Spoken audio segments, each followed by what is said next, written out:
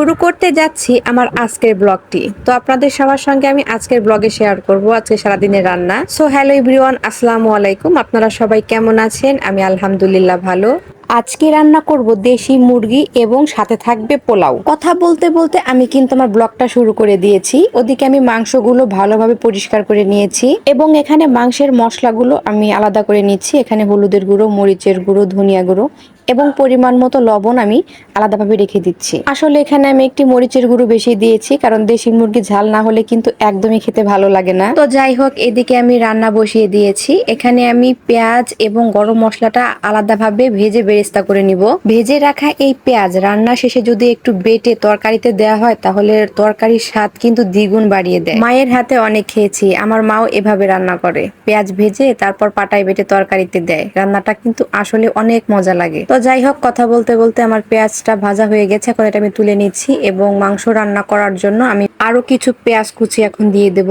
আর এই ভেজে রাখা পেঁয়াজ এটা আমি রান্না শেষে পাটায় বেটে তরকারিতে দিয়ে দেব। তো যাই হোক, আজকে এদিকে রান্না করতে করতে ওদিকে আমি ঘরের সমস্ত কাজ সেরে নিয়েছি। আমার ছেলেটাকে গোসল করে ঘুম পাড়িয়ে দিয়েছি এবং আমার মেয়ের সামনে পরীক্ষা, আগামী শনিবার থেকে পরীক্ষা, তার জন্য সে পড়তে বসেছে। এদিকে আমি এই সুযোগে রান্নাটা শেষ করে নিচ্ছি। তো কথা বলতে বলতে আমার মশলাটা কিন্তু কষানো হয়ে গেছে। এখন আমি একটু পানি দিয়ে মশলাটা ভালোভাবে কষিয়ে নেব, তারপর গুঁড়া মশলাগুলো দিয়ে দেবো। তো মশলা কষানো প্রায় শেষের দিকে, এখন আমি গুঁড়া মশলাগুলো দিয়ে দিলাম। দেওয়ার পর এখন আমি হালকা একটু পানি দিয়ে ভালোভাবে মশলাটা আরো ভাবে কষিয়ে নেব। এখন চুলার আঁচটা একটু কমিয়ে আমি মশলাটা ভালোভাবে কষিয়ে নেব। তো মশলা কষানো প্রায় শেষের দিকে, দেখতে পাচ্ছেন। এখন আমি মাংসগুলো দিয়ে দিলাম এর মধ্যে।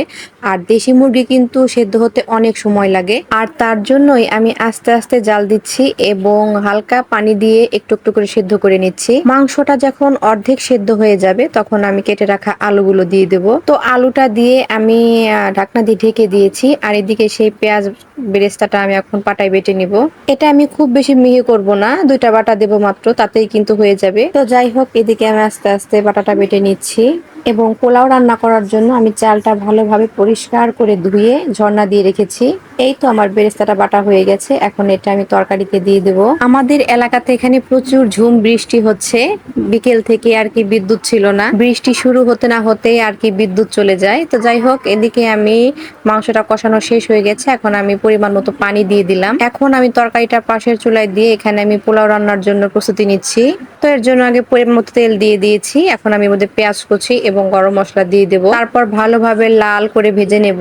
আগে পেঁয়াজ ভেজে আমি বেরেস্তাটা তুলে রাখতাম, তারপর চাল দিয়ে বেরেস্তাটা পরে পরিবেশন করতাম। কিন্তু আজকে পরিমাণে এত গরম পড়ছে, এত গরম যে আর বেশিক্ষণ চুলার কাছে আমি থাকতে পারতেছিলাম না। তো তার জন্য আর কি এভাবেই শর্টকাট রান্না করেছি। পেঁয়াজের মধ্যে চাল দিয়েছি এবং পেঁয়াজের সঙ্গে চাল একসাথে ভালোভাবে ভেজে নেব। চালটা ভাজতে ভাজতে ঠিক যখন ঝনঝন একটা শব্দ হবে, ঠিক সেই সময়ে আমি পরিমাণ মতো পানি দিয়ে দিব। যত পট চাল ব্যবহার করবেন তার ডাবল পানি দিবেন, তাহলে পোলাও হবে একদম ঝরঝরে, একটু নরম হবে না। এবং আমিও এখানে আমার চালের দ্বিগুণ পরিমাণ পানি অ্যাড করেছি। তো পানিটা আমি দিয়ে দিলাম। পাশের চুলায় পানিটা আমি গরম করে রেখেছিলাম।